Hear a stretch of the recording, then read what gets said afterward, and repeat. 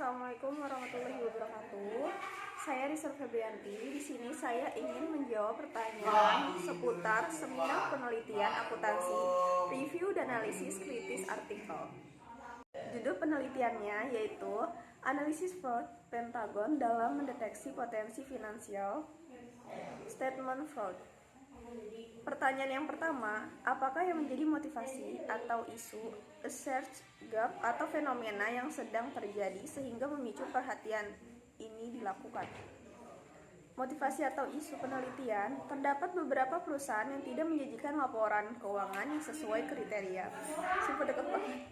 Deket banget, anjir. Salah satu penyebabnya yaitu tindakan kecurangan atau fraud yang dilakukan oleh manajemen untuk mendapatkan keuntungan pribadi maupun golongan. Research gap, kecurangan merupakan tindakan penipuan atau kekeliruan yang dilakukan oleh seseorang atau badan yang mengetahui sesungguhnya bahwa kekeliruan dapat mengakibatkan timbulnya manfaat yang tidak baik kepada individu atau entitas atau pihak lain. Fenomena kasus yang terjadi di Indonesia merupakan salah satu bukti bahwa adanya kegagalan audit atas laporan keuangan. Fungsi auditor eksternal dinilai belum mampu mendeteksi dan mencegah adanya kecurangan yang dilakukan oleh manajemen perusahaan.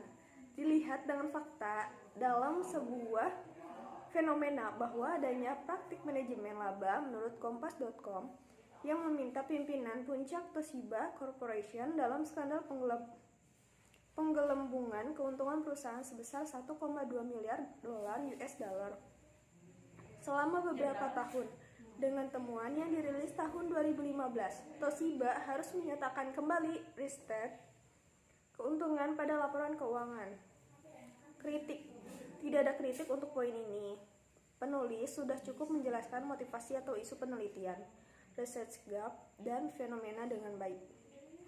Yang kedua, jelaskan artikel-artikel utama dalam penelitian ini. Yang A, Report to the Nation on Occupation Fraud and Abuse atau ACFE tahun 2016 melakukan penelitian terhadap 2.410 kasus kecurangan di dunia. Yang B, Crow tahun 2011 kecurangan dapat terjadi karena adanya tekanan yang merupakan dorongan untuk melakukan tindakan menyimpang atau fraud yang terjadi pada karyawan dan manajer. Yang C, Australia Auditing Standard atau AAS mendefinisikan financial statement fraud sebagai tindakan yang disengaja ataupun kelalaian dalam pengungkapan pelaporan keuangan yang digunakan untuk mengecoh para pemakai laporan keuangan. Yang D, Fraud Pentagon Theory merupakan perkembangan dari teori fraud triangle atau Crazy pada tahun 1953 dan Fraud Diamond yang dikembangkan oleh Wolf Hermansen pada tahun 2004. Kompetens merupakan kemampuan karyawan untuk mengabaikan kontrol internal, mengembangkan strategi penyembunyian, dan mengontrol situasi sosial untuk keuntungan pribadinya. Sabta tahun 2018. Yang F, Kashmir tahun 2013. Dalam Pamungkas 2018, perusahaan yang memiliki rasio leverage yang tinggi berarti perusahaan itu mempunyai utang yang besar dan berdampak pada resiko kerugian yang besar pada perusahaan. Yang J, Skousen of all tahun 2008 mengatakan Return of Asset atau ROA adalah ukuran yang digunakan untuk menunjukkan kinerja manajemen dalam menghasilkan laba secara keseluruhan. Kritik. Tidak ada kritik untuk poin ini. Penulis sudah cukup menjelaskan detail artikel yang menjadi referensi dalam penelitian ini. Yang ketiga, apakah yang menjadi kebaruan novelty dari penelitian ini? Stabilitas keuangan, tekanan eksternal, target keuangan, sifat industri,